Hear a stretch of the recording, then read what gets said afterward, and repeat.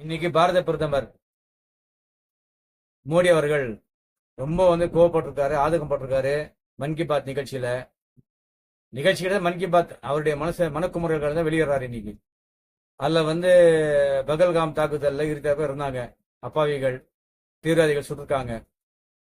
அதை கண்டு அவர் ரத்தம் கொதிக்குன்னு சொல்லி ரொம்ப கோவப்படுறாரு. நியாயமான விஷயம்.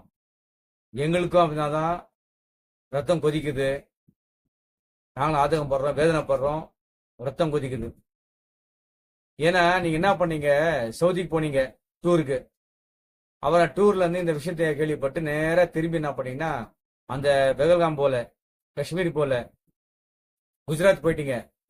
இன்னும் 7-8 மாசம் இருக்காங்க எலெக்ஷனுக்கு. அந்த பிரச்சாரத்துக்கு போயிட்டீங்க.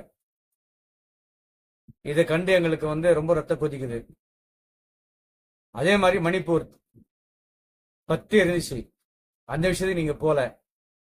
எதிர்கட்சி சொன்னாங்க, மக்கள் சொன்னாங்க, மீடியாக்கள் சொல்லிச்சு, எல்லாமே உங்களுக்கு சுட்டி காட்டினாங்க. அப்போ நீங்க போல. அந்த விஷயத்துல எனக்கு ரத்தம் கொதிக்குது. அதே மாதிரி எப்பப்போ உங்களுக்கு உங்க தலைமையில் உள்ள அரசுக்கு எப்போ ஒரு பிரச்சனை வருதோ அந்த சமயத்தை கரெக்டா தீவிர தாக்குறாங்க. அது மாதிரி அந்த விஷயம் பார்த்துட்டு எங்களுக்கு ரத்தம் கொதிக்குதுங்க. அதே மாதிரி தமிழ்நாட்டுக்கு ஏதாவது நல்லது நடக்கணும், அது நிதி பங்கிட்டு தரணும்னு சொன்னா அது கொடுக்க உங்க மனசு வரமாட்டேங்குது.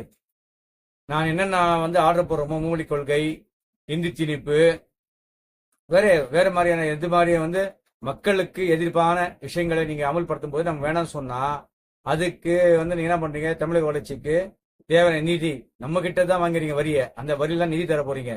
அந்த நிதியை தராம நிக்க வைக்கும் போது மொத்தம் கொதிக்குது எங்களுக்கு. கவர்னரை வச்சு தேவையில்லாத விஷயங்கள் பேசுறது, அவர் பண்ற வேலையை ஒரு வேலையும் ஏடக்கூட வேலை தான். கட்சியில அவர் தான் தலை குனிறாரு. அந்த விஷயத்தை நீங்க கண்டிக்கத்தும் கிடையாது, கண்ணு காணாம இருக்குது. அதை பார்க்கும்போது எங்களுக்கு ரத்தம் கொதிக்குதுங்க. விலைவாசி, கேஸ் என்ற விலை, சமையல் எண்ணெய் விலை, பருப்பு, அரிசி, மக்களுக்கு தேவையான அத்தியாவசியமான விஷயங்கள்லாம் விலைவாசி ஏறி இருக்கு. இதை பத்தி கொஞ்சம் கூட கவலைப்படாம உங்களுடைய எப்பவுமே உங்களுக்கு அரசியல் அரசியல் அரசியல், உங்க கட்சி மதவாதம், இதை சுத்தி நீங்க அரசியல் பண்றீங்க.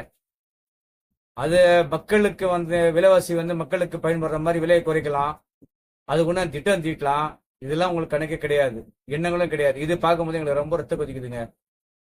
இதே மாதிரி நீங்க என்ன பண்றீங்கன்னா, எப்பவுமே சிந்தனை உங்களுக்கு என்னன்னா, உங்க அரசாங்கம் கீழ் எது அரசாங்கம் வருது இல்லையோ, இல்ல யாரு உங்க சொல்லுக்கோ பேச்சுக்கோ கட்டுப்படாமனா நீங்க அடிமையா நிறைய சொல்றீங்க, நடக்க மாட்டேன்னு சொல்ற மாநிலங்களுக்கு எந்த விதமான நல்ல விஷயங்களும் அழகா செயல்படாத மாதிரி போய் சேராத மாதிரி பாத்துக்கிறீங்க பாருங்க.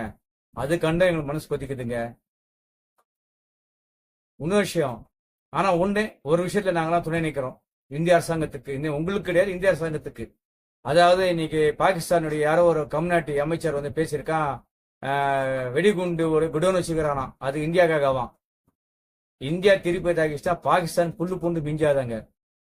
அங்க யாரோ ஒரு கம்நாட்டி நம்ம ஊர்ல இருக்காங்க இல்லையா, உசி போட்டு வேடிக்கை பாக்குறது, 2 வீட்டுக்கு சண்டைனாக்கா கொண்டாடாத மாதிரி அங்க ஒரு கம்நாட்டி இருக்கான் போல இருக்குது. அந்த கம்நாட்டி பேசுறான். அவனை இந்தியர்கள் சார்பா வன்மையாக கண்டிக்கிறோம்.